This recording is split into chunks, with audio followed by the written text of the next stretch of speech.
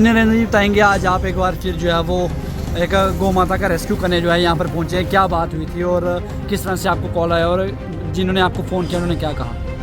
देखिए, आपको समक्ष शहरवासी को पता है कि हमारी टीम रात को समथिंग और ह्यूमैनिटी की टीम निकलती है, रेगुलर बेस पर निकलती है।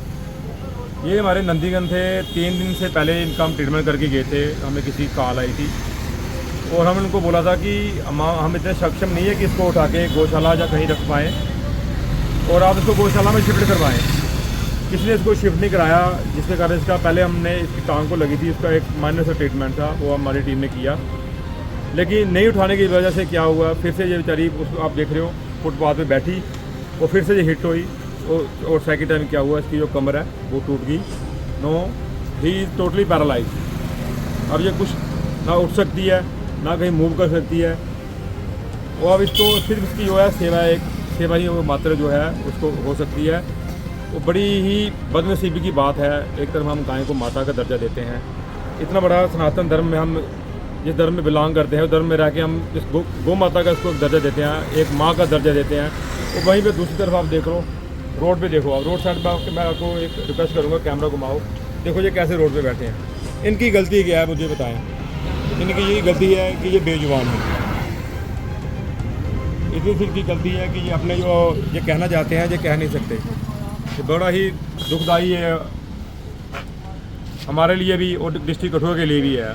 ये बताएंगे, ये जो गायें थी ये किसी ने पाली हुई थी या पहले से बेसहारा थी? ये घर की गायें हैं। हमारे लोगों से जो हमारे बड़े अपने आप को जो धार्मिक लोग कहते हैं ना, उनसे समझदा हमारी गायें हैं।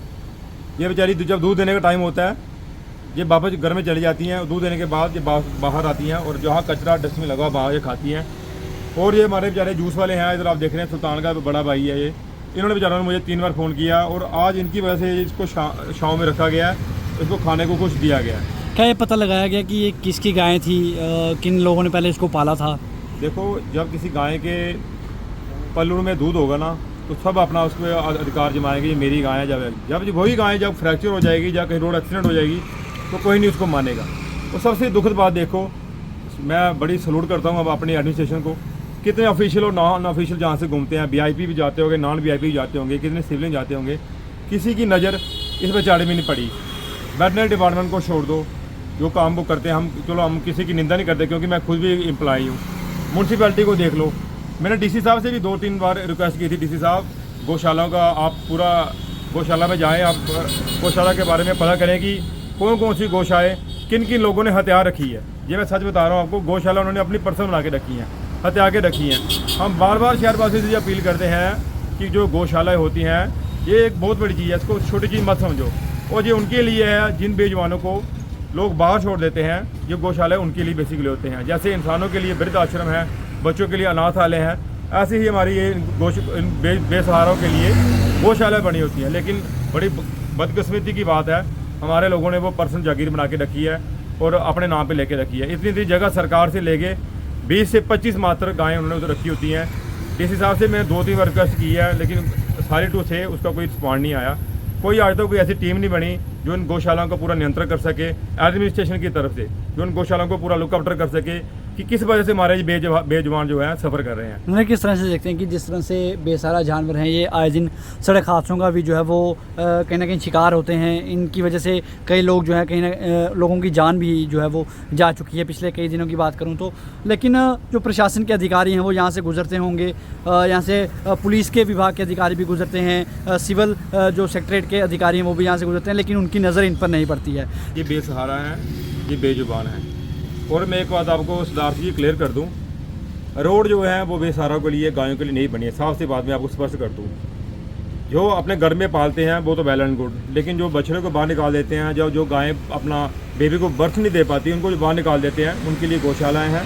और ये डिस्ट्रिक्ट एडमिनिस्ट्रेशन की रिस्पॉन्सिबिलिटी बनती है कि उन गौशालाओं को पूरा लुक आफ्टर किया जाए, प्रॉपर फीडिंग का ध्यान रखा जाए। और कहीं रास्ते में एक्सीडेंट होती है तो उसका जिम्मेवार पूरा तौर पे प्रशासन होगा और सिविलियन के इसलिए प्रशासन होंगे।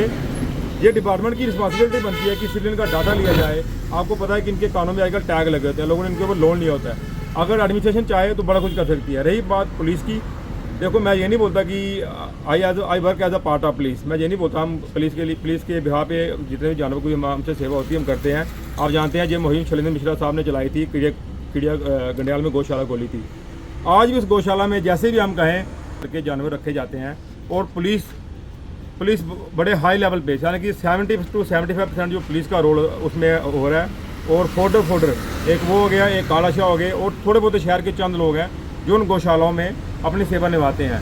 अगर बात करें और गौशालाओं की, बड़ी सारी गौशाला है, हम कुछ कहेंगे तो ये कहेंगे ये हमारे धर्म के खिलाफ हो रहा है या ये ऐसे हो रहा है, लेकिन जो असल में जो सच कहना, सच बहुत कड़वा होता है।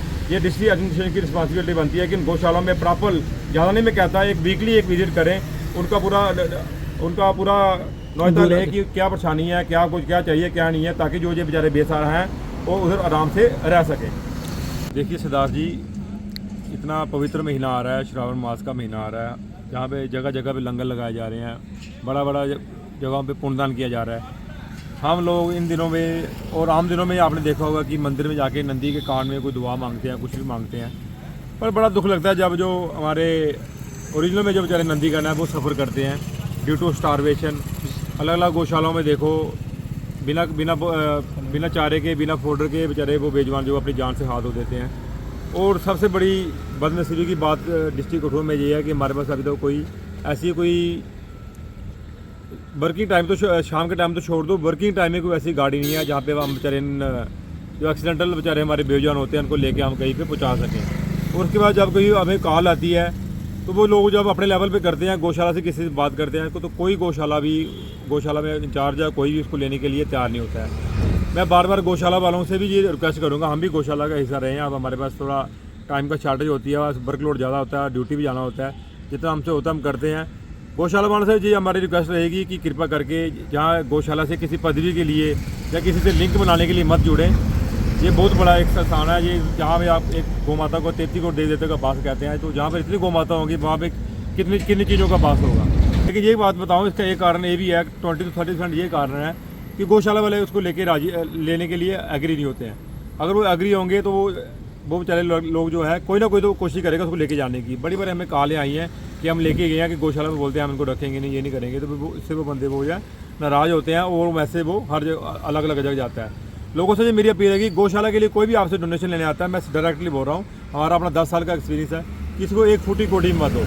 खुद गौशाला विजिट करो, खुद जाके भूसा डालो, खुद जाके घास डालो, खुद जाके फीड करो और कोशिश करो जितनी भी बेसहारा गायें हमारे गायें हैं, बछड़े हैं, जो भी हैं, उनको आप गोद लेने की कोशिश करो। जितना हम उनसे प्यार करेंगे उनसे डबल हमारी सोसाइटी को उसमें सुधार मिलेगा और आने वाला जो हमारा भविष्य है वो उज्जवल होगा।